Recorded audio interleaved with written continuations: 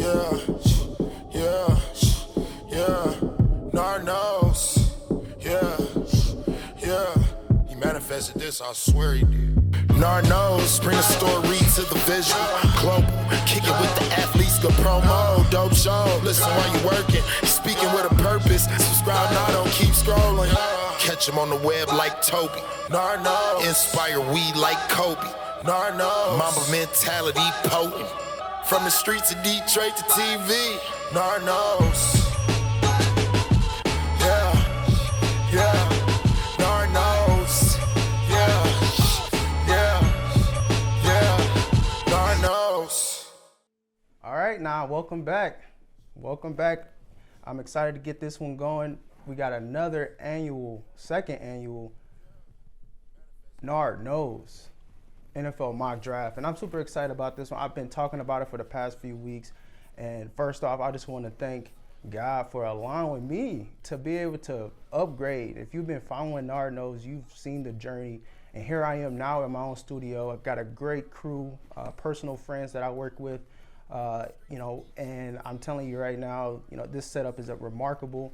I can't wait to get this going, but I've been kicking off every season of Nard Knows with an annual NFL mock draft, and I can't wait to get it going. I got two special guests coming in, and they are going to light up the information pockets when it comes to these NFL draft picks. I'm excited to get it going, but before I do, I just want to say Nard Knows Season 3 will kick off in a few weeks, and we're definitely excited. I got a bunch of new guests coming in, and you already know they're going to be all over the world, from overseas football to right here at home in Utah. And it's been a blessing so far. I just want to thank everybody who's been a part of this journey, who's been sharing my content, been sharing my reels, been sharing everything that has anything to do with Leonard Davis Jr. That's me. And so without further ado, I'm going to kick off the second annual Nard Knows NFL mock draft special. And my first guest is a great friend of mine, and we've been battling in NFL drafts in the NFL fantasy football leagues for a while now. And every time I play his team, it's always a battle. I don't know what that record is so far that we've played, but I got close to winning the championship, but Jay Will took it by half a point. He can have it, it's whatever. But I'm excited to get him going. We've had previous talks, leading up to this about where our thought process is in, and y'all gonna be pretty intrigued about where he is, where his mock drafts.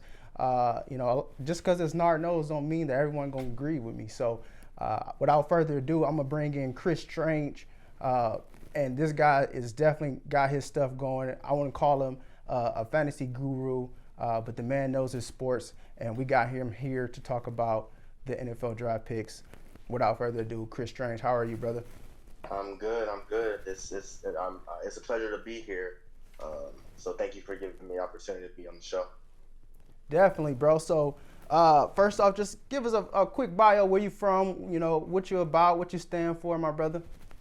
Okay. Grew up in Columbus, Ohio. I still live here. Married, 2 kids, 8 and a 3-year-old. So living that father life.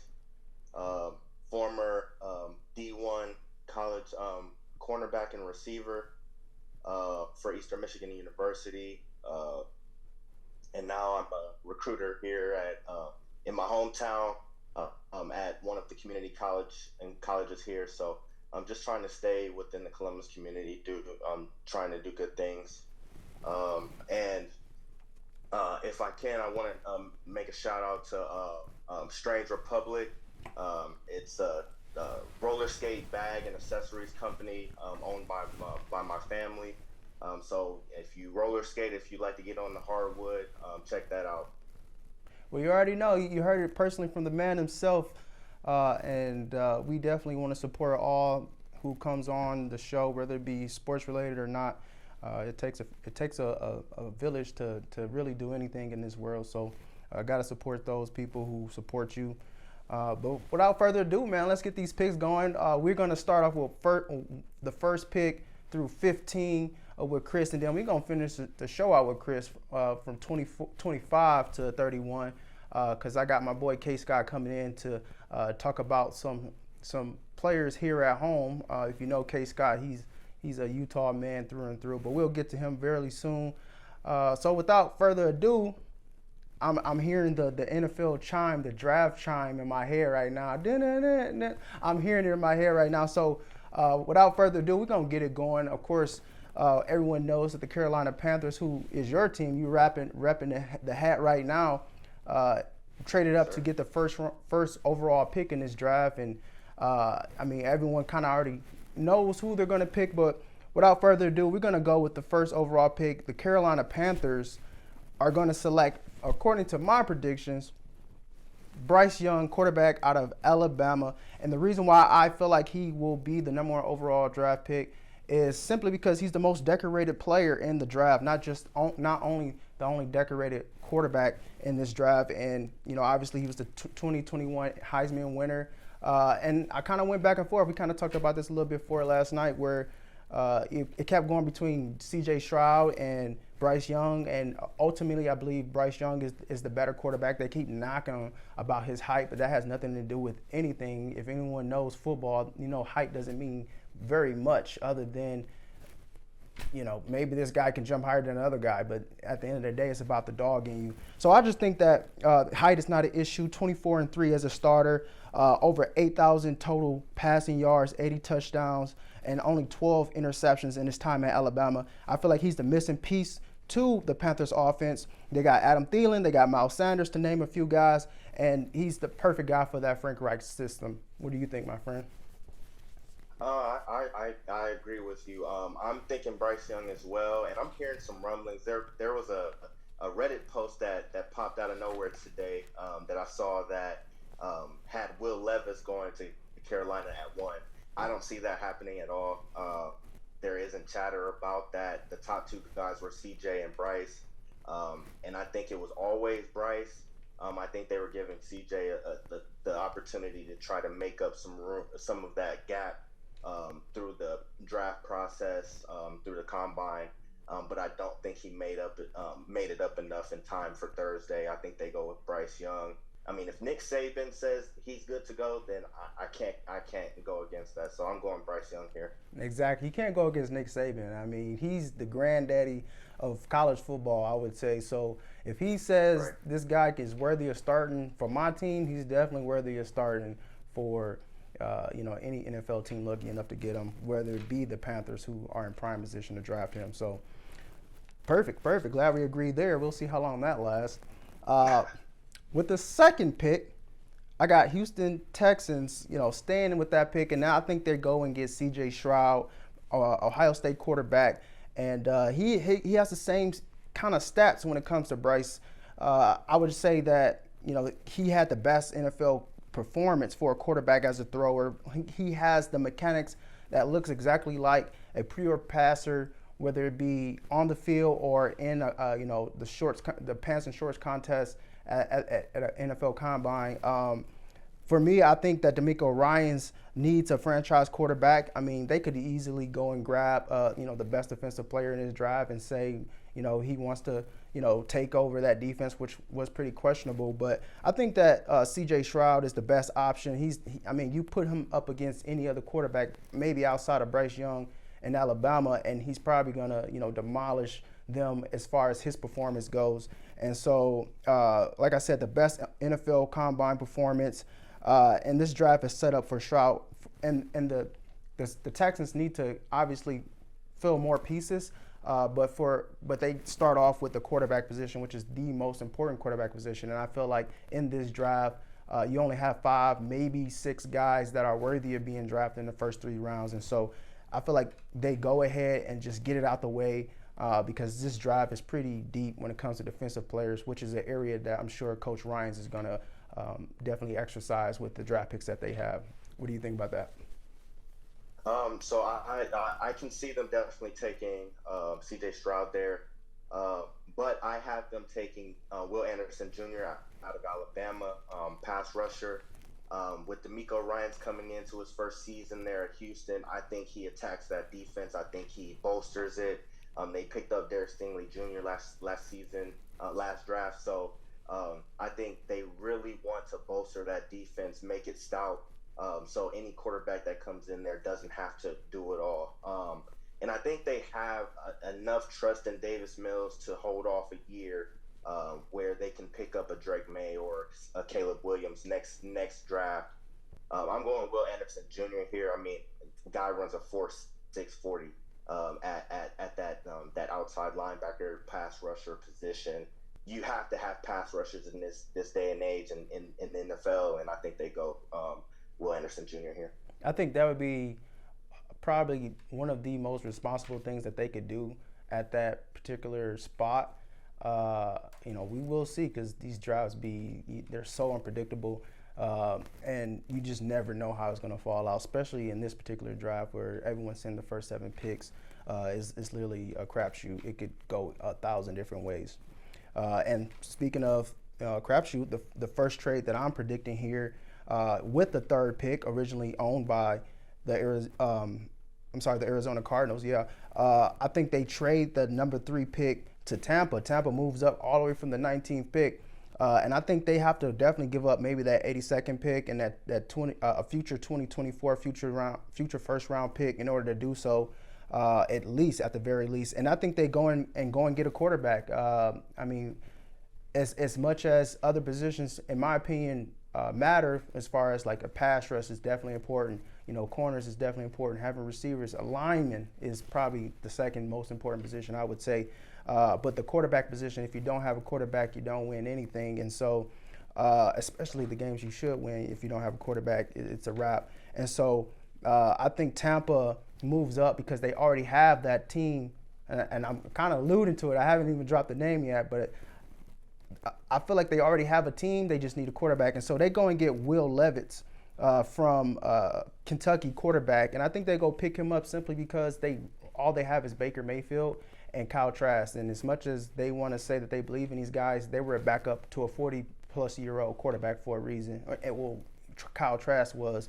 Baker's on the back end of his career, so he's a perennial backup at this particular point. And so I think they go and get Will Levis. They just go ahead and do that. And Will Levis is definitely a quarterback that has had a lot of hype.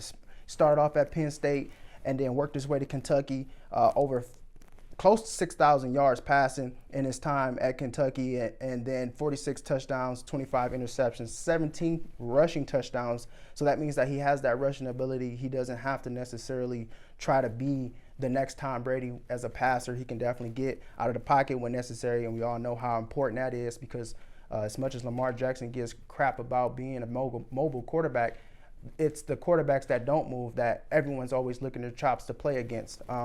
Especially if you're in fantasy and you've got a defense going against a quarterback like maybe a Jared Goff or somebody that doesn't run, you already know they're probably going to get some sacks. So Will Levis is definitely a prime piece there. It could be a prime piece to help them at least make a playoff push before all those guys jump ship.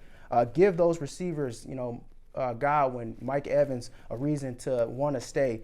And so Tampa gets a solid they have a solid roster, and they get a solid quarterback that can go ahead and start day one. And if they don't feel he's comfortable already, they got Baker Mayfield to possibly start maybe 4 or 5 games before they change the reins over to the new rookie. So I think this is probably the first trade that we got going, Arizona trade, and Will Levis is the guy for Tampa Bay. Okay, and I agree with you on the trade. I agree with you that there's a quarterback going here. But I'm going with the Raiders trading up from 7 to 3 with the Cardinals, and I have them picking C.J. Stroud. Mm-hmm. And this is my rationale with that. Even though they picked up Jimmy G, I think that he's one of those guys that's a game manager. He doesn't take you over the top. He just won't lose you the game. And with his injury history over the last few years, I think it's time that they really look into drafting a quarterback here. And why not go for the second best quarterback in the draft? With the right coaching staff, I think he can really transcend and turn into that franchise quarterback that people really can see the possibility of him being. Wow. Raiders trade up. All right. I respect it. Moving on to the 4th pick, which the Indianapolis Colts hold. I believe they go and select Anthony Richardson. I feel like, quarterback is a position that these first 5-6 teams actually need. Well, first 5 teams actually need, outside of, Arizona actually trading out of it. They didn't need a quarterback. But the first 5 picks, I feel like, will be a quarterback, hint, hint. And so with the 4th pick, I got the Colts getting Anthony Richardson, quarterback out of Florida. And he only played 24 games. His best season was in last year, over 2,500 yards, 17 touchdowns, 9 interceptions. Not really like astounding numbers. Obviously, it was his combine performance, running a 4.4 and really had a pretty good performance as far as throwing the ball and his mechanics. And then not to mention his running ability is pretty up there, almost 700 yards, 9 touchdowns last season. I think he's the perfect fit for head coach Shane Steichen and his offense. He was the previous offensive coordinator with Jalen Hurts and the Eagles, and I believe he has the formula that will apply to Anthony Richardson. Gardner Minshew and Nick Foles on the roster right now, not the answer. Bridge quarterbacks at best. Anthony Richardson definitely has the playmaking ability. He's shown flashes from week 1 against Utah and that pivotal moment where he threw that touchdown in the back of the end zone to his guy. And, he's shown some flashes. He's competed against the best. And I believe that with the right coaching, which could very well be the Colts, could push his potential to being a Pro Bowler. Okay. I think that with Richardson, there was a lot of chatter with him going up this high, with his athletic ability, especially what he did at the combine. I mean, just a freakish athlete. But I have them taking Will Levis here, and I have them taking Will Levis because he fits the prototypical quarterback that the Colts would draft typically. I mean, he's a guy that's kind of stocky, a guy that's aggressive, a guy that won't back down. They need that type of guy to come in at the quarterback position there.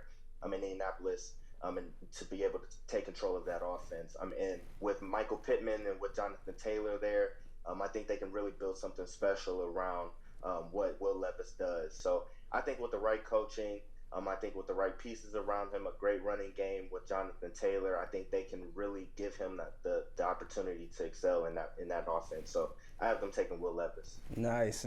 I think the way your scenario is building up is obviously going to be totally different from mine, simply because our first couple of picks, yours went right and mine went left, and so I'm excited to see what you got going for the rest of the draft. And so with the 5th pick, which is held by the Seattle Seahawks, I think they stay, and I think they go and draft a position for the future, and that's the quarterback position, and that's Hendon Hooker, quarterback out of Tennessee.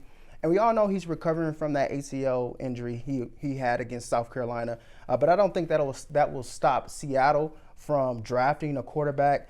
We all know that Geno earned that contract and he earned the right to be a Pro Bowler, but we all can see that with the money, it talks, and they only signed him to a 3-year deal, and that $40 million guaranteed is already paid, so they can honestly do away with him after a year. But with Hendon Hooker, 2022, he had almost, 3,200 yards. He had 27 touchdowns, and what I like most about him is that he only had 2 interceptions in that time frame before he got hurt. He was in the Heisman race, and we all know that the best game that he had was against Alabama. 21 for 30, 385 yards, 5 touchdowns. That's crazy. And so he can sit behind Geno for 1 or 2 seasons to heal and learn that offense. And so, with that being said, it's more of a future pick. Geno's going to be their guy for another year. And then once Hendon is ready, I think he would be the perfect guy to be Russell Wilson 2.0. That brings me to the 6th overall pick, held by my Detroit Lions, Will Anderson Jr., edge rusher out of Alabama. And in 2022, last season, he had 10 sacks. And in 2021, which was the year that he blew up, he had 17.5 sacks, which is 3rd in season record for the Alabama. So that's pretty impressive because there's nothing but NFL caliber players coming out of that program. 2nd in Alabama career sacks, and then also 2nd in tackle for losses with 62. I think that this is a dream situation situation for the Detroit Lions. They're trying to take over a new regime, and really the NFC North is wide open right now. Dan Campbell has shown that he's a great coach. He's shown that he can bring great players over to the Lions. And I think in this situation, they probably had other plans, but the way that this scenario falls, I think that Will Anderson falls right in their lap and they rush the card to draft him. What do you think?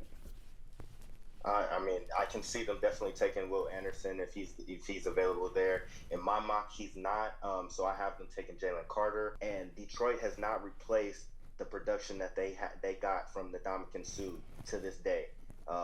They don't have defensive line help outside of Aiden Hutchinson. So I think they go D tackle here to help solidify that line, put someone on the inside that can be a run stopper alongside of Aiden Hutchinson. So I have Jalen Carter going 6.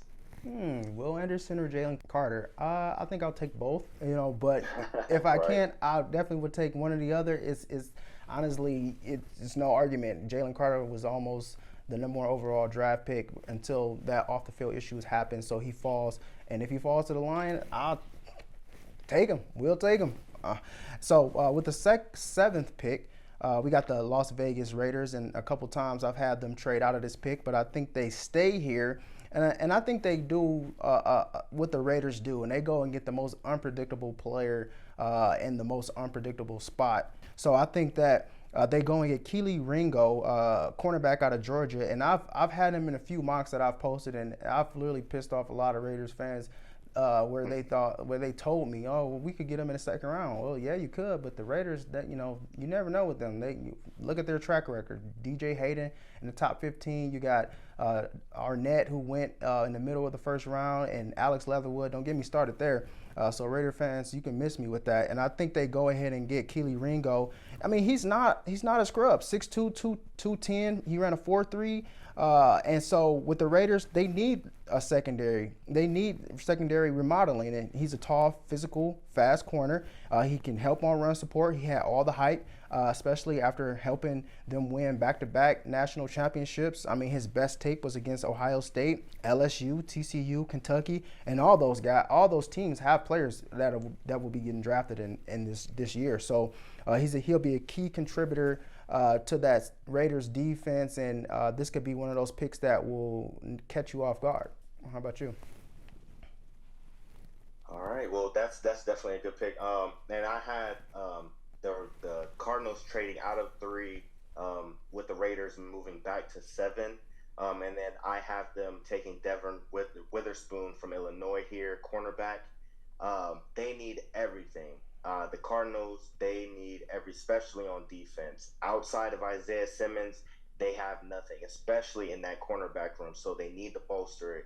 And why not take one of the best corners in the draft? And so with the 8th pick, I think they go and get the Atlanta Falcons, that is. I think they go and get Jalen Carter. They keep him home, D lineman out of Georgia. Once defined as the unanimous number 1 overall pick, before, like I said, those off-the-field issues and those legal issues, key contributor, and he helped get back-to-back national championships. I mean, he was one of the main guys when last year's number 1 overall draft pick was taken. And so, he was the guy then when that guy was taken. So I think the talent is still there. I think the ability to still be a superstar in the NFL is still there. He has the NFL pedigree, high-level athletic ability. He's a pass rusher. He's a run stuffer. I mean, you get both. And so Atlanta needs that. They went and got Calais Campbell this offseason. He'll be a great mentor for him. And his best game was against number 1 at the time, Tennessee, this past season, where he had a sack and 2 forced fumbles. So he played well against great competition against Darnell Wright, who could very well be a top 15 overall draft pick. And so the guy is proven, and I think he stays home. Okay. I have them. So initially I had them going corner, but with the addition of Jeff Okudah, I don't think they touch on that until the later rounds. So I think that they go Bijan Robinson out of Texas. Nice. I actually had Bijan in a couple previous mocks, so that makes sense to me in a lot of different areas. But I feel like he ended up going with the next pick, and I think not actually to Chicago because they don't need a running back. I think Chicago sends the 9th overall pick to Dallas, and Dallas, the Cowboys move up from 26 all the way to within the top 10 to draft who? Bijan Robinson. And I think Bijan is exactly who you said he is. But the reason why I think Cowboys make that move is because they have a very short window as far as getting to the championship. They've already shown that they are desperate with Tony Pollard coming off the Achilles injury. I think this is one of those situations where they probably don't want to rush him back, and this will provide a window for a proper return because we've all seen what it's like when players come back when it's too soon, i.e. Odell Beckham. He ran a 4.4 speed at the NFL Combine, the best back, and I feel like this drive is lacking a lot of day one starters when it comes to this position. So with that being said, I think Cowboys pull the trigger. They move up. They give Chicago whatever they want in order to get this pick, in order to jump in front of the Eagles, who will probably take him in this scenario if they don't make this move. So I think they do that to prevent a common foe, a division rival, from getting the guy that they should get. And I feel like this is a situation where Bijan he's the weapon that they need in order to ensure that they have longevity. Because with Zeke being gone, they go and draft the best back in this draft, and it's because they got rid of one of the best backs that's ever been in a Cowboys uniform. Okay. I'm sure the Bears would be ecstatic if they got a trade deal to trade out of that 9 spot with Dallas, because they already got a haul from Carolina, so they'd have picks galore. But I don't have them trading out of that pick. I have them staying pat and protecting their quarterback because they just added DJ Moore as a number 1 receiver. They're giving Justin Fields a chance to be the franchise quarterback, even though they had the opportunity to stay at 1 and select a quarterback. So that just shows me that they have confidence in him going forward. So I think they address the offensive line here, and they take Peter Skonronsky from Northwestern, one of the best tackles, if not the best tackle in the draft. Solid pick there. Arguably the best offensive lineman for a team that is offensive line. They're lacking in that area for sure. With the 10th overall pick, I think the Philadelphia Eagles select Tyree Wilson, edge rusher out of Texas Tech. And I think NFL scouts are in love with his size. That's one thing you can't coach. 6'6", 275. Decent sack number, 17 total in 43 games. And if you compare that to Will Anderson, it's like, well, what? Why is he in the top 10? Well, because he definitely have a high ceiling, and with this, he can come in and learn under Eagles vets Brandon Ingram and Fletcher Cox. Both of those guys have been re-signed, but they're up there in age, and so I feel like the Eagles are definitely going to make another Super Bowl run, but they also got to plan for the future and right now. And Wilson can be one of those pieces that can be an 8-ball for them in clutch situations. He has a high ceiling to be a potential perennial Pro Bowler, and his best game is against NC State. You put up that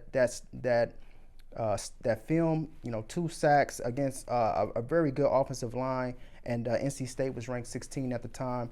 NFL scouts have definitely been raving about him. He could very well go number 4 or 5, but I think in this scenario, because this defense is a defensive draft, that they allow the draft to fall in their favor, and they stay at 10 and get probably one of the best edge rushers in this draft. Okay. I have them take, if they don't trade down, which they very well could, I have them taking Kalijah Kancey out of Pittsburgh.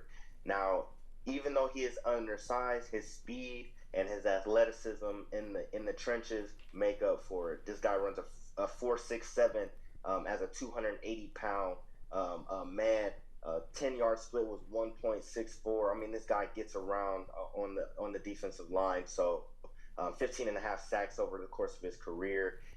He can do it all on that defensive line, and learning behind the likes of Javon Hargrave, Fletcher Cox, Brandon Graham, I think it's a perfect scenario for him to be in with the runner-up for the Super Bowl in this past season. So I have them taking Kalijah Kancey, defensive tackle. Solid pick there.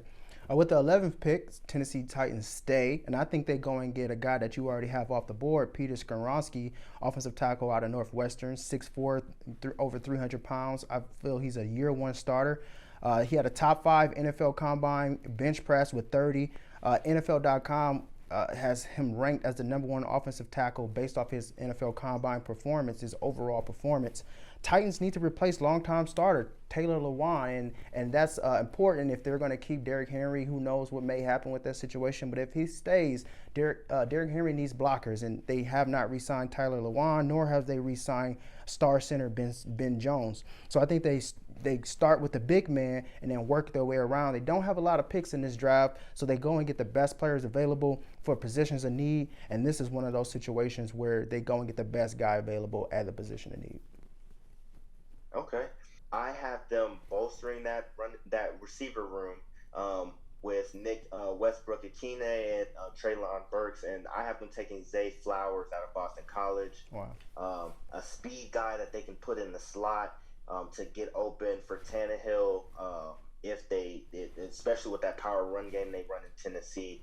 I think he could be a great fit there. I mean, guy runs a 4.4, a smaller build, but he does get in out breaks very quickly, can get open very quickly, and is a field stretcher. So I have them taking Zay Flowers here. Wow, first receiver off the board. That would be very interesting.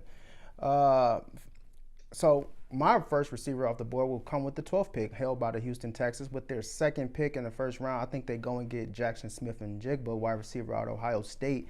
His best season was 2021, 95 receptions, just over 1,600 yards and 9 touchdowns.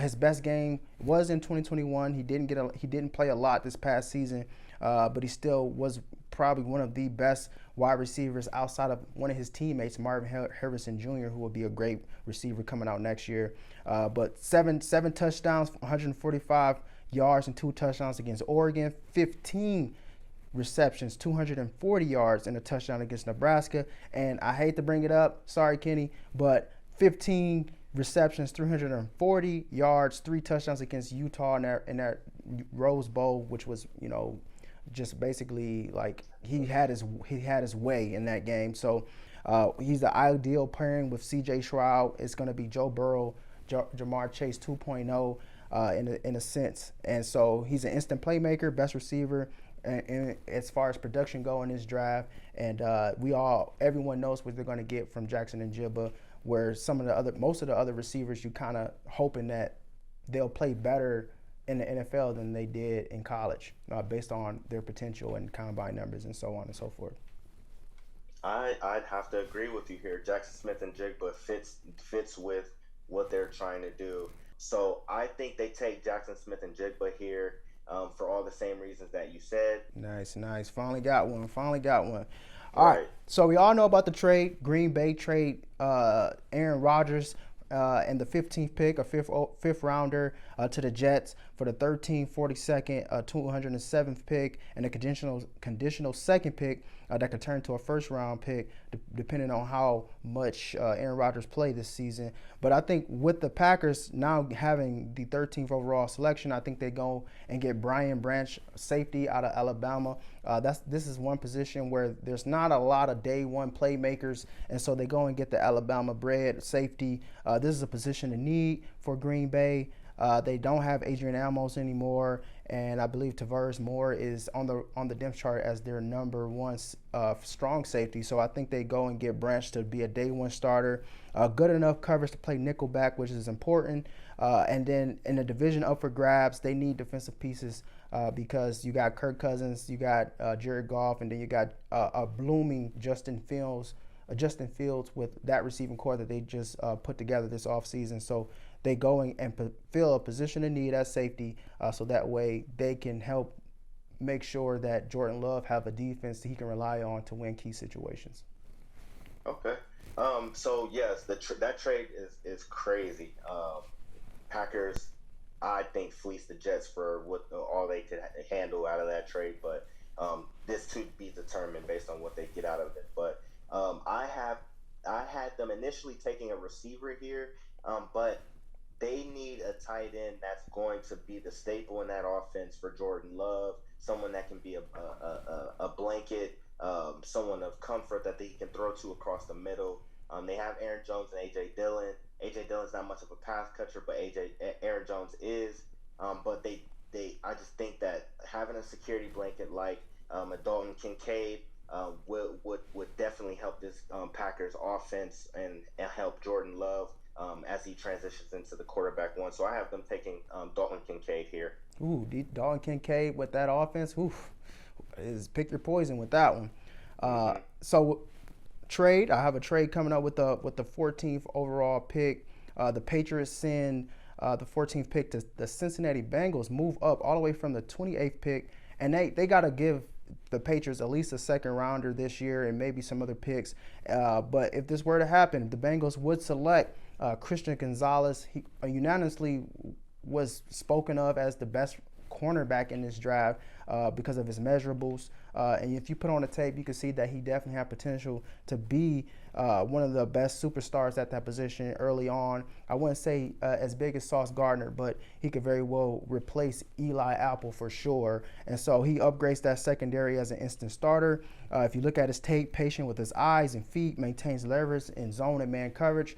He has awareness, and I really like this pick. The Bengals will definitely move up to get a guy that they can rely on, especially with Joe Burrows. He's due for a Super Bowl, but they got to get that defense together because that's been their kryptonite in those key moments where Pat Mahomes on one leg can carve up your secondary. That's a problem. So I think they go and get Christian Gonzalez here. He's tall, big, strong, and he's fast.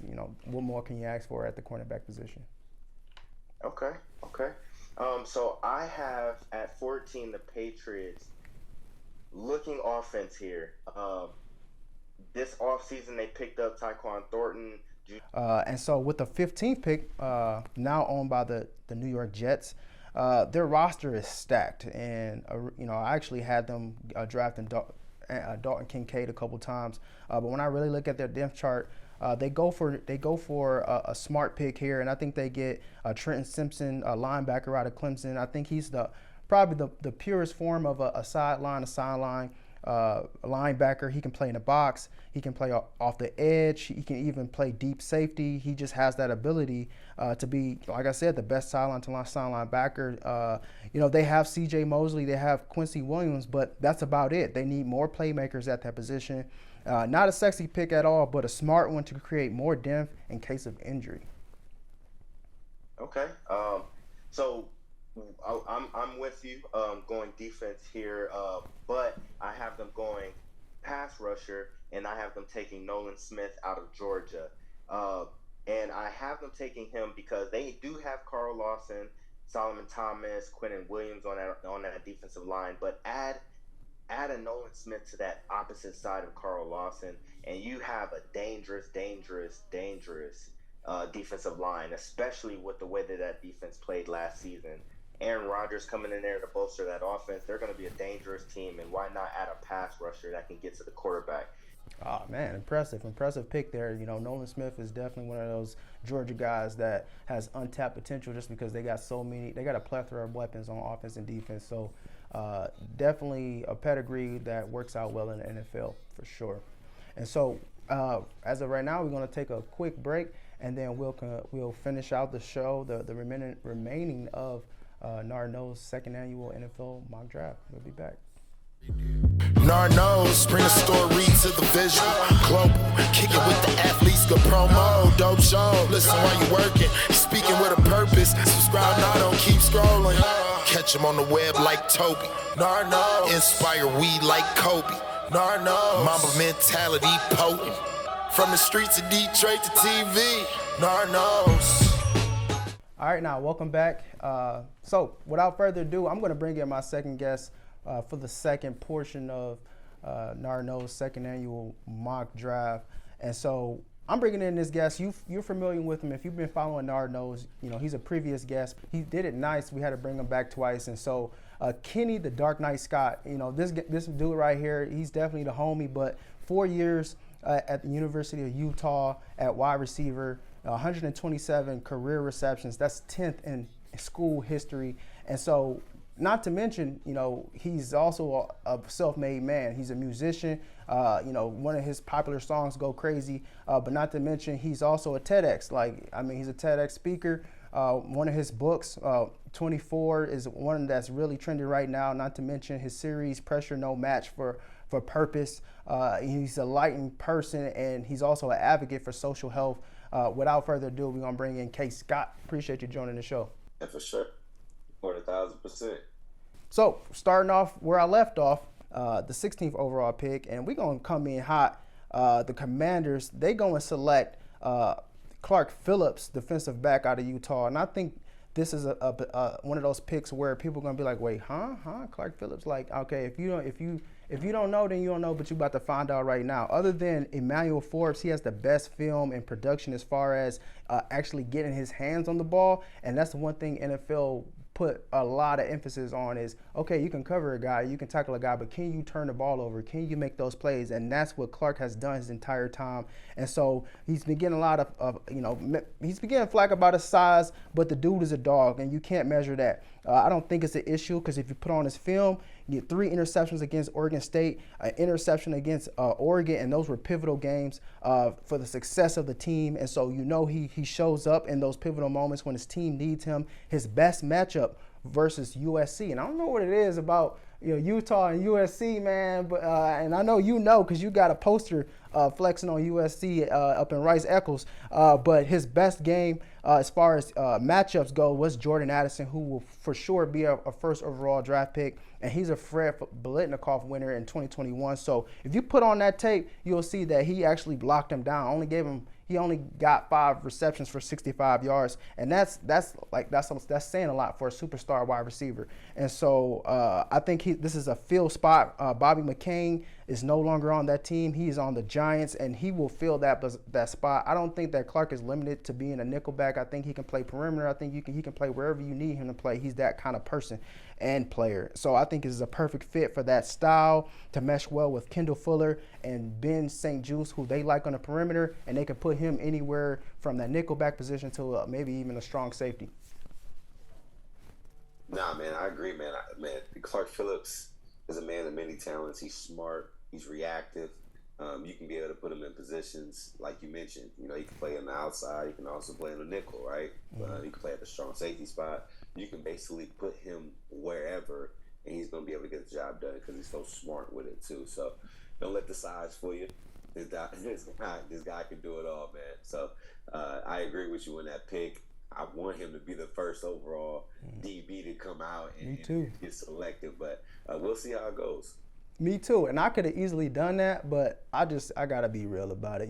Every teams, they don't think how we think. They don't know what we know, and they go off of the things that they think they know.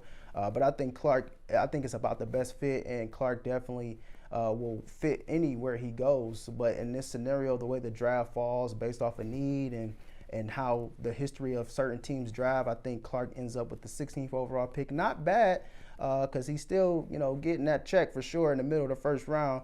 But it ain't all about the money. It's about being the best fit. My only question for you is what is it about Kyle Whittingham being able to just replace guys the way that he was able to replace them? Clark leaving, and now they got Miles Battle, who had a hell of a spring game, but Clark is one of those dudes that's a stand-up guy. What is it about Kyle that makes him so good at getting high character guys like yourself and Clark? Yeah, I think it just comes off with the coaches that he put in place to be able to go out there and recruit them. You have Coach Shaw, who can recruit literally anybody, and he's the ultimate tester in regards to people and what their character is about. And so, he knows what he likes. He knows the areas to get them, and he knows what type of people are dogs too. At the end of the day, that have that high character too. And then once you fit him into our scheme, with Morgan Scalley and him dialing up doing what he do, it's like a match made in heaven. So, you mentioned Miles Battle. I'm excited to see what he's going to do this year. The dude's 6'4", 205, long arms, good speed. And our scheme that we have, it's just, it's fit for the DBs. You know what I'm saying? Mm-hmm. So, I'm excited to see what it's going to be like for him next year. And one of the things that we also mentioned in regards to like the Washington Commanders, the football team. Mm-hmm. But one thing about Rivera, Rivera mentioned last year was that he wanted to switch his defense to where it's just two linebacker sets. So that's going to give more visibility to the nickel spot or a bigger safety, whichever they choose to fit, and to go against those hopefully the more spread offense, or if they teams getting those tight ends nowadays have to think go ahead and cover a tight end that's more of a route runner type thing. And so it's going to be interesting to see how they see fit with him at nickel. And he's going to have a lot of opportunity, being that Rivera likes more of the nickel type defenses, being that he said he only wants two linebacker sets. So obviously that's going to be a fit for another nickel, or be a fit for a nickel or a safety type, another safety type role. You just never know. So that's going to be good to see. All right, fair assessment. Fair assessment. I like that. And I'm glad. That's why I'm glad I got you on the show, to really dig deep on that insight.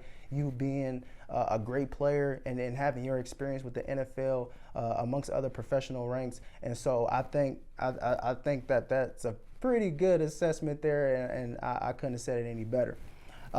So moving on with the 17th overall pick, which is the Pittsburgh Steelers. I kept going back and forth. I kept thinking that this could be the perfect storyline with Joey Porter Jr. going there, playing where his dad played. But then when I just look at their roster, their depth, and just kind of knowing who Mike Tomlin is, he's not really one of those dudes that's gonna he don't need to sell tickets because he wins games. And so I think he go and protect Kenny Pickett by drafting Broderick Jones, offensive tackle out of Georgia.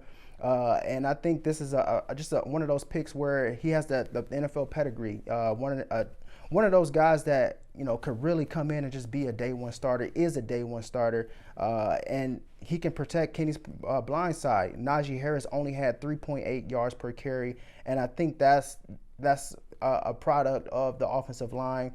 And I think this will help them in a very tough division.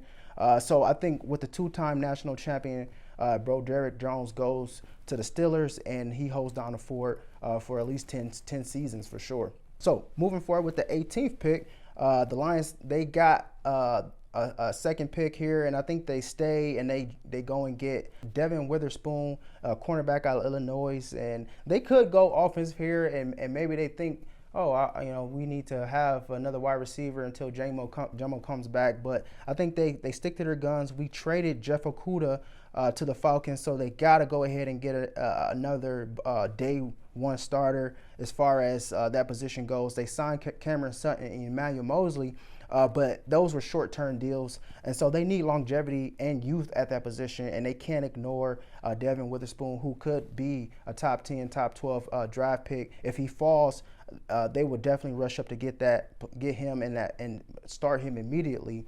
He's aggressive, physical. When you watch his tape, he's confident, and he's an old teammate of current Lion Joseph Kirby. They can kind of recreate that chemistry, that familiarity as far as their days from Illinois. And Kirby is definitely he had a great year with 4 interceptions, 3 against Aaron Rodgers last season. And so I think this would be a great pick for the Lions.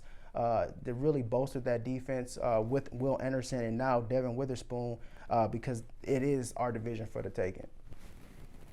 With Marvin Jones being a little older now, getting a little up there in age, and St. Brown on the opposite end, what type of weapons you think they're gonna add to their little, little monster, little crew? Well, I think that St. Brown is definitely the receiver of the future. I think when Jamison Williams comes back, which would be I think he got a 6-game suspension.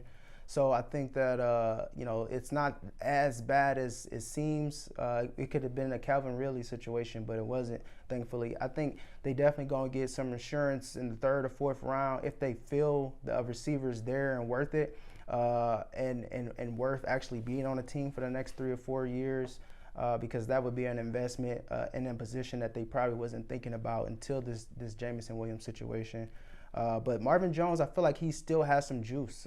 He wasn't utilized a whole lot in that Jags offense, and with him coming over to the Lions, there's familiarity there, and so he could definitely fill that role until Jamo come back, or the Lions pick up a wide receiver in the 4th or 5th round. I mean, they've shown that they can draft well in those later rounds. I mean, if you look at St. Brown, like that's a testament to that for sure. With the 19th overall pick, I think the Arizona Cardinals, who traded back, I think they go and get Lucas Van Ness, and that's an edge rusher out of Iowa, and they need the help. They passed up on Will Anderson, who they could have drafted with the number 3 pick, but they go and get a guy who has just as much potential, if not just a little bit more, because you kind of don't know what you're gonna get as far as his production in the NFL, simply because he didn't have a lot of production in college. 7 sacks in 2022 and 6.5 sacks in 2021. So there's definitely promise there. 20th pick, I have the Seattle Seahawks, and they're going to keep that pick and draft Nolan Smith, edge rusher out of Georgia. The biggest trait for this guy is his speed. He didn't jump off the tape as far as production goes because Georgia just has a plethora of weapons on defense. So it's kind of like everyone's playing, they're competing against themselves as far as getting stats. And so there's so many great guys on the Georgia's defense. If you just look at the past 2 seasons, you'll see why. And but if you look at the film, he has a rare point of attack leverage for his size, only 6'2", 238, but that speed makes up for his size. Seahawks and Pete Carroll's crew, I feel like it's the perfect team to exercise and maximize his potential. If you look at guys that they've drafted in the past, they've gotten the most out of them. And most importantly, they just need to get more productive pieces to add to a defense on the rise. And so moving forward to the LA Chargers, who hold the 21st overall pick, I think they go and draft Joey Porter Jr., Penn State cornerback. And I really like Joey Porter for all the reasons that everyone liked his dad growing up. He has a great NFL pedigree, and he plays physical. He plays the linebacker position, but at the cornerback position. He's very physical, very aggressive, and that's what the NFL likes now these days. And so they can add him to that secondary, which has been plagued with injury. J.C. Jackson is coming back from knee injury, but it's just one of those situations where you just do not want to rush him back if he's not ready. And then you also have Asante Samuel Jr., a son of another former great. You pair those 2 guys together, and you definitely got some cool storylines moving forward in the season if this were to happen. Very tough division when you face Devontae Adams twice, you face Keenan Allen, you face Pat Mahomes, Russell Wilson, Justin Herbert. That's just their division. So you go and get some secondary help, and why not get a guy who's not afraid of nobody? With a 22nd overall pick, Baltimore Ravens, I think they stay, and I kept going back and forth. Maybe they draft a wide receiver that that can help Lamar Jackson and keep him and entice him to take a little bit less money and say, hey, we got you some weapons. Can you take a little less money? So with this, I think they go on the defensive side just by looking at their depth chart. They need help on the secondary. They was getting carved up. Joe Burrow was carving them up. Jamar Chase was carving them up. So they go and get Deontay Banks, cornerback out of Maryland, 6'2", 205, big guy, but he also runs a 4.35 at the NFL Combine. He faced great competition. If you put on the Ohio State tape, yeah, they lost. Maryland lost Ohio State, which is not shocking to anybody, but in the Big Ten, it's a lot of competition there. It's a reason why a lot of teams are trying to go to that division just because of how much recognition that conference have. And so he's a perimeter corner with NFL size, strength, athleticism, and he kind of blew his pro day through the roof. It's a position of need. Marcus Peters is not re-signed right now. He's still on the free agent market. And in a tough division, like I said, with the Bengals offense, Deshaun Watson is looking to rebound and have a great year and make people forget about those off-the-field situations that he is finally, hopefully, under the water now. And that Steelers offense is on the rise as well. So they go and get Deontay Banks, probably the only cornerback worth taking right now after most of the guys that is most popular in this draft is already gone. So moving forward with the 23rd overall pick, the Minnesota Vikings stay, and they go in and help out their pass rush by bringing in Miles Murphy, defensive end out of Clemson, 6'5", 268, a big guy. Only pass rusher threat that the Minnesota Vikings have is Daniel Hunter, and he's still fairly young, 28 years old, still thriving, but that's their own defensive weapon right now as far as getting to the quarterback. Murphy led the Tigers with 14 tackle for losses plus 7 sacks, so the production is there. Clemson had an underwhelming season and has had a couple underwhelming seasons, but the defense remained pretty strong for the most part. The top 5 performer at the NFL Combine, NFL.com ranks him 4th overall, so it's pretty good. He has recognition there. And then in a division that only has one mobile quarterback, which is Justin Fields, still improving as a passer, but he can get around. But they need to get that pass rush upgraded in order to really compete in this division that really don't have a lot of mobile quarterbacks. And so that brings me to the 24th overall pick, which is held by the Jacksonville Jaguars. And I think they go and get your Utah very own tight end Dalton Kincaid, 6'4", 250. And I would honestly, when I saw this, when I really put this on paper, I was like, Dalton is he's not gonna fall this late. But you just never know when it comes to these teams and what they're thinking.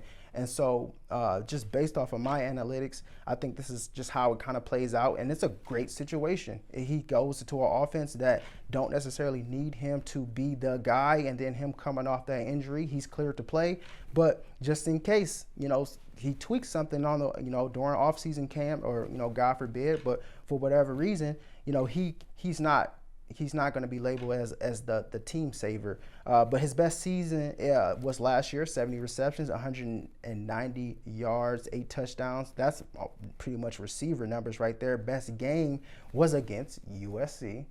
And so 16 receptions, 234 yards, and a touchdown for a tight end. That's crazy. Cam literally must have seen him open all 16 times and probably then some for him to get those types of numbers.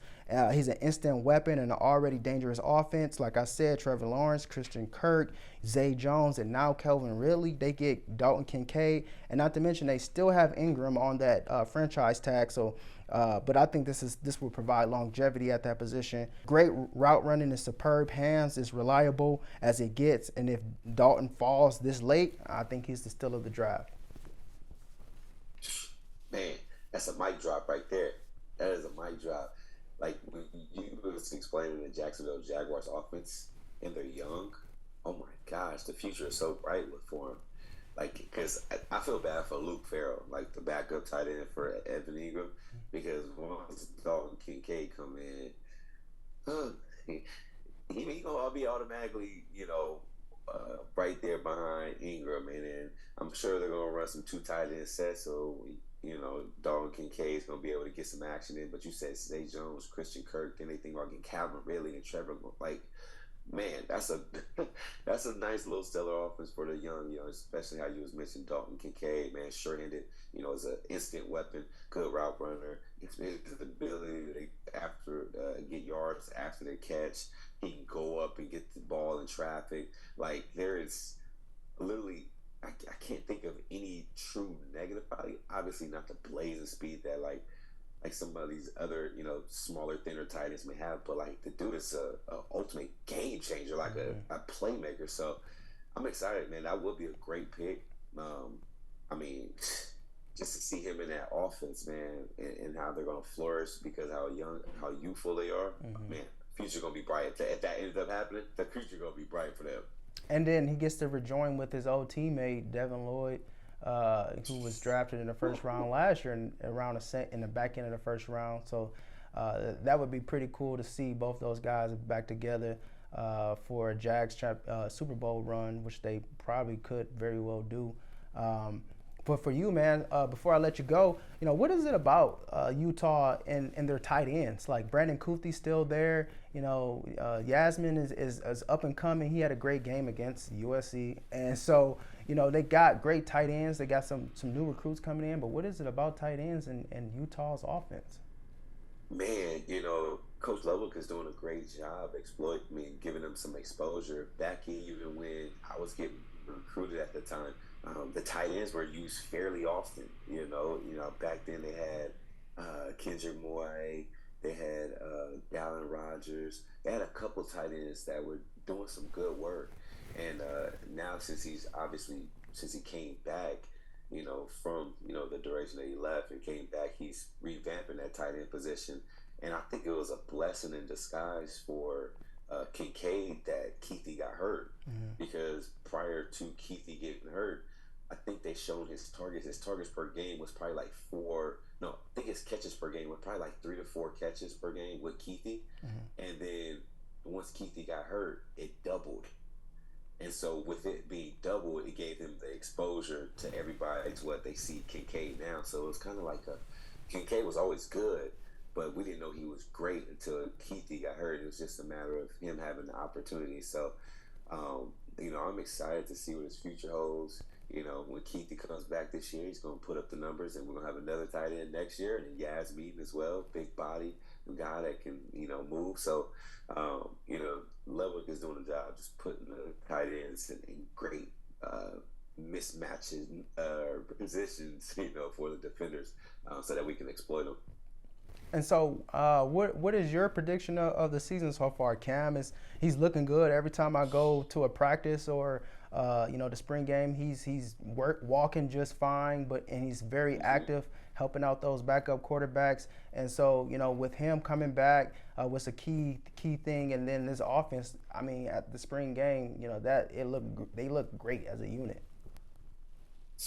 I'm excited. I'm excited for, obviously, I want to see Keithy coming back healthy, strong as he was. I want to see Yasmin doing his thing. I'm hoping Cam rising, with the injury. Hopefully he's back and has enough time to knock off some rust, because there's going to be some rust when he comes back in fall camp. And so hopefully during the non-conference games, he can be able to, warm up a little bit, so heading into conference we can take over. But I'm excited. And we got the backfield, Jaquin Jackson. We got Mekhi Bernard. We got Jalen Glover, and even Curry coming back. So Money Parks. We have a plethora of weapons out there. And Devon Vele, Money Parker, Mekhi Cope, Mikey Matthews. The list goes on. So I'm excited to see what they got, all about. Obviously, our defense is going to do what our defense does. So it's really up to the offense and how they can mesh together and gel together to, put together another season, especially for Cam, as this is their final season. And last but not least, man, Kenny Scott the band, you've been doing a lot of stuff since the last time we talked, since the last time you've been on the show. That TEDx looked great. And then now I see you, really, promoting the music on a whole nother level. And then on top of that, you're speaking every time I see a new post, you speaking somewhere new. What has it been like being Kenny Scott right now in the world? Man, it's been a blessing. Honestly, it's been really cool just having the opportunities to be able to go speak at different schools. And not only am I speaking, I'm also doing the music there as well. So, I'm hitting the 2 for 1. And then, so with that, keep on going, I can be able to impact more kiddos, showing them that just dreaming big, being able to take advantage of any opportunity that they, come across. So, I'm just excited, keep on doing what I'm doing, just trying to make an impact. That's really what it's about. Perfect, bro. You're definitely making an impact on and off the field, and you're making an impact right here on Nard Knows, bro. So I appreciate you so much for your time, and you definitely continue to do what you're doing, man. And you're always in my prayers, bro, and I definitely, I wish you nothing but the best, my friend. Man, appreciate you, family. Man, as I always got your support, I always got your back. Anything you need, man, holla at me. Don't matter, I got you. Hey, man, that much I already know, my brother. Well, you take it easy. Have a good rest of the day, bro, and you take it easy, man. All right, man. Have a good one. You too. All right, so we'll take a quick break, and then we're going to finish out the final picks of the first round with K Strange. She coming back for this. Nard Knows, bring a story to the visual. Global, kick it with the athletes, good promo, dope show. Listen while you working, speaking with a purpose. Subscribe now, don't keep scrolling. Catch him on the web like Toby. Nard Knows, inspire weed like Kobe. Nard Knows, Mamba mentality potent. From the streets of Detroit to TV. Welcome back. All right, we're going to finish this thing on out.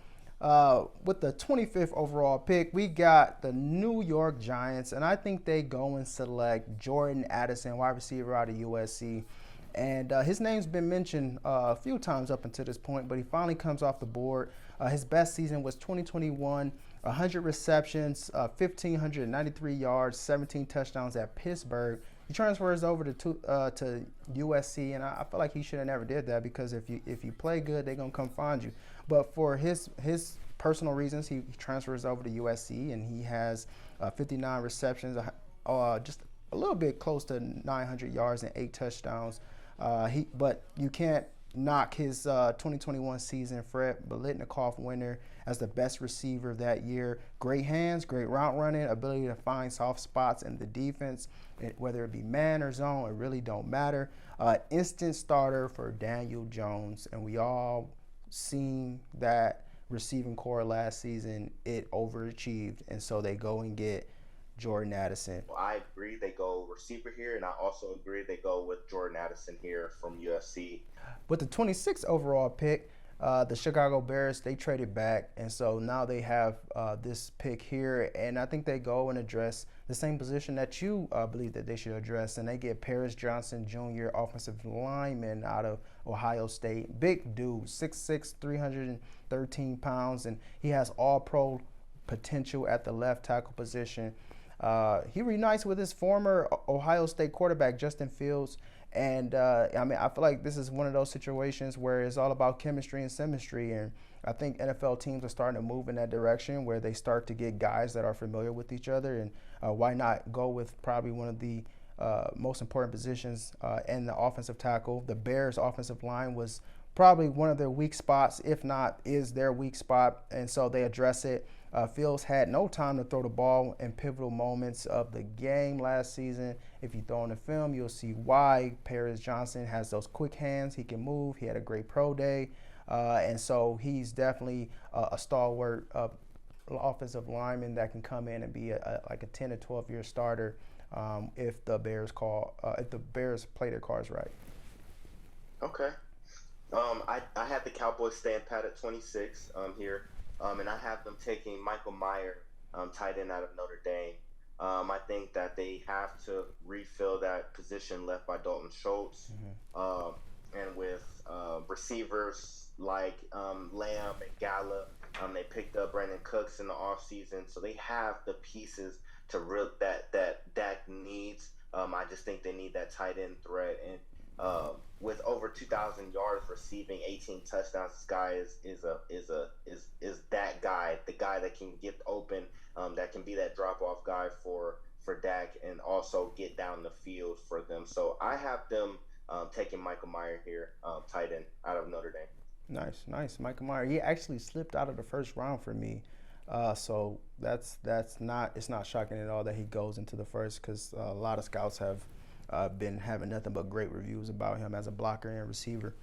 And then Notre Dame obviously historically puts the tight ends in the league. So I don't know how he got out of the first round for me, but glad he's in yours.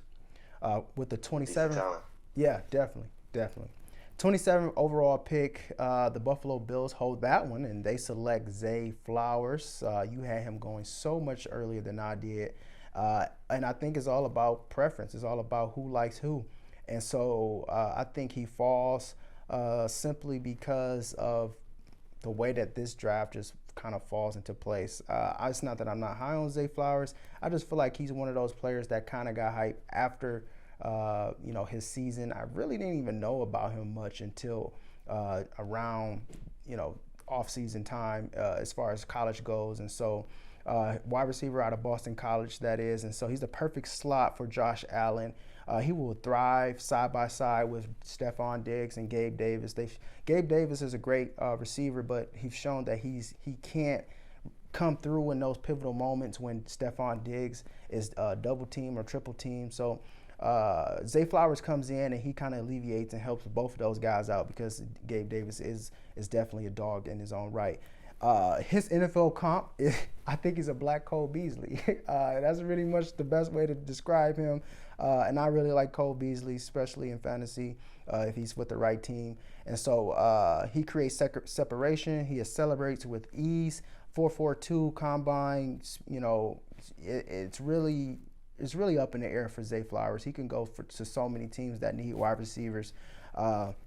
78 receptions, over 1,000 yards. Tied 5th in FBS with 12 touchdowns in 2022. Zay Flowers could thrive with Josh Allen throwing him the rock. Okay, and I can definitely see them taking a receiver here. I mean, just having Gabe Davis and Stephon Diggs on the roster or as their receiving core isn't gonna do what they need to do, especially at this juncture in their organization. But I have them going defense, and I have them going cornerback by selecting Deontay Banks out of Maryland. Outside of Tre'Davious White and Teron Johnson, they don't have much in terms of cornerback play. And Tre'Davious White last season was in and out of the lineup. So I look at them as trying to bolster that cornerback room, and I have them taking Deontay Banks, one of the fastest corners in this draft. So sweet, yeah. I had them going to the Ravens, and so that would definitely be a pretty good pickup for them. Even though they did draft a couple guys in the first round, and it just hasn't panned out for whatever reason. With the 28th pick, the New England Patriots, they traded back, and so they get the extra picks, and then they still get a very solid player, and Keon White, edge rusher out of Georgia Tech, 6'5", 286. He's a perfect fit for the Patriots defense that craves versatility. And so his best game, when you look at the film, is against North Carolina.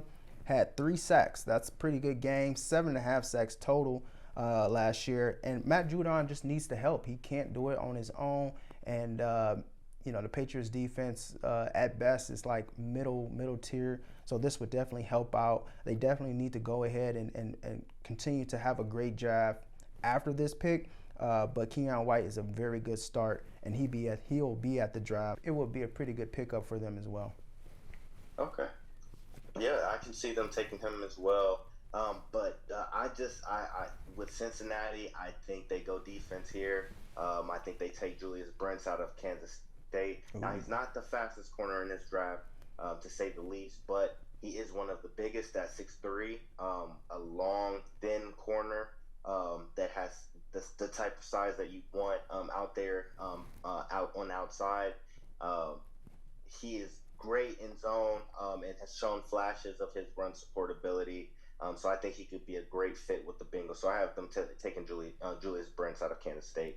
Wow. And that's one of those picks that you just kind of be like, what? How? Who? All right, we'll see how this goes. Like, it's so many players that you don't really hear their names until their name is actually called live at the draft, and you'd be like, okay, all right, we'll see how this goes. So that's a pretty solid pick for sure. 29th pick, we move forward, and that is the New Orleans Saints. I believe they go and select Quentin Johnson, TCU wide receiver, 6'3", 208. This dude's a pretty good big body receiver, 60 receptions, just a little bit over 1,000 yards, 6 touchdowns. TCU had one of their most historical seasons this past season, and he was a part of that reason, rocking number 1. Like I said, big body receiver, and he can complement Chris Olave. And that's not to knock Michael Thomas, who everyone's been rooting for to come back bigger and better than ever. But he's definitely insurance for Michael Thomas, just in case the opposite happens. And Derek Carr needs a plethora of weapons to succeed in that division. And it's open for the taking, with the Panthers still, they go and draft Bryce and whomever they get. But that's an organization that's still building and trying to build their identity. The Bucs are trying to stay relevant, which is why I think they go up and draft.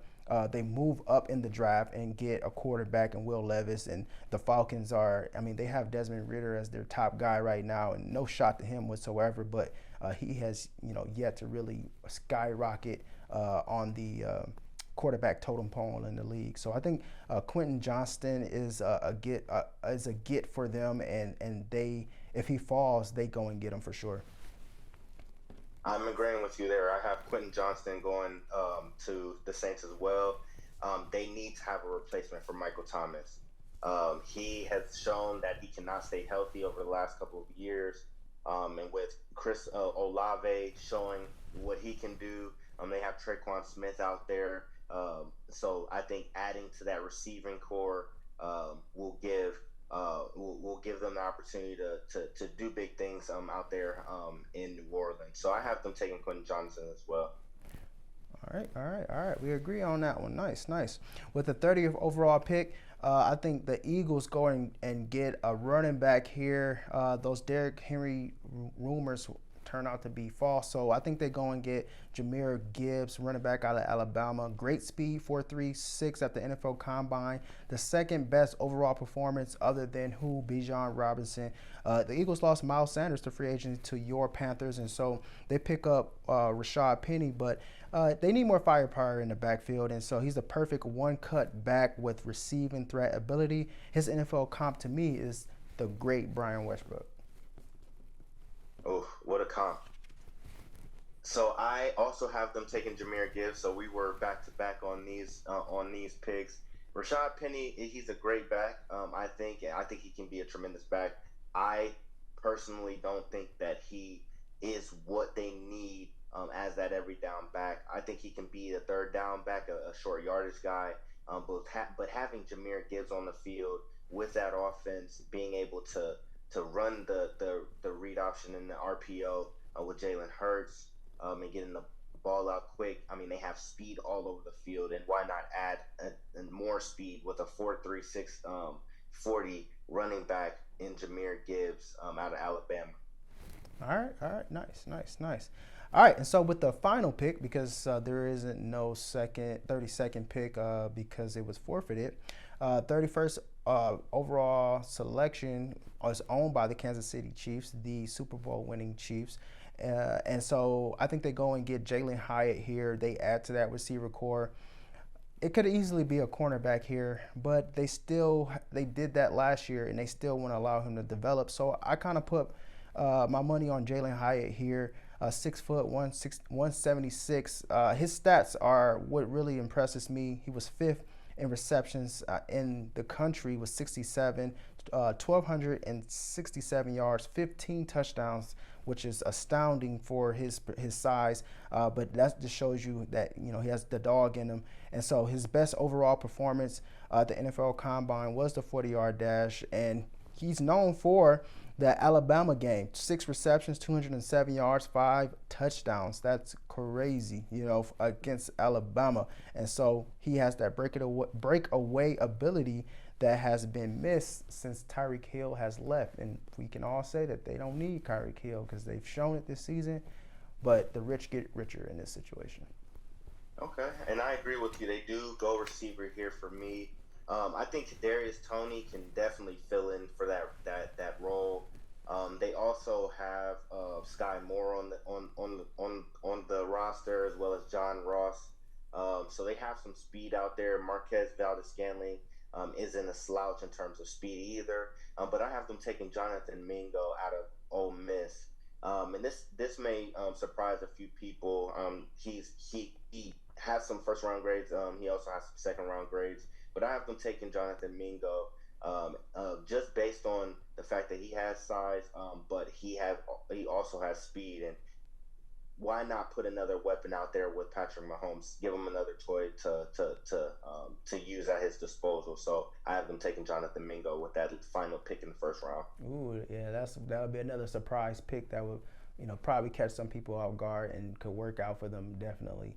Awesome, man. Like great flow there, great picks, man. Like I can tell you definitely did your homework, and I definitely appreciate your expertise and your time here for sure, especially with the time difference. I really appreciate your time today, man.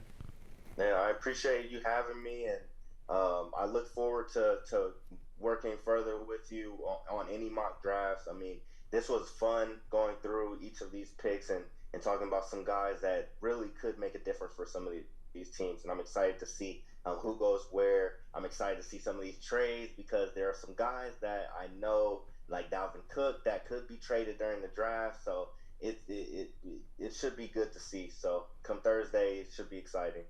Man, well, I'm looking forward to it as well, man. But we'll definitely be in touch, and this definitely won't be the last time you be on Nard Knows, man. I appreciate you for your time. Thank you. Yes, sir. And so that concludes the second annual Nard Knows NFL Mock Draft. And I'm telling you right now, this has been just astounding to be able to make it this far in this journey. I really manifested this, and it started off in in the edit bay at Channel 4 News out here, and now it is what it is today. And so I thank you for all you guys for sharing and being a part of my journey and really listening to what I got to say. And I just thank you so much for that. I can't say it enough. But this is the kickoff for season 3 of Nard Knows. Stay tuned. We got more coming. Peace. Yeah. Nard knows. Yeah. He manifested this, I swear he did. Nard knows, bring a story to the visual. Global, kick it with the athletes, good promo, dope show. Listen while you working, speaking with a purpose. Subscribe now, don't keep scrolling. Catch him on the web like Toby. Nard knows, inspire weed like Kobe. Nard knows, Mamba mentality potent. From the streets of Detroit to TV, Nard knows.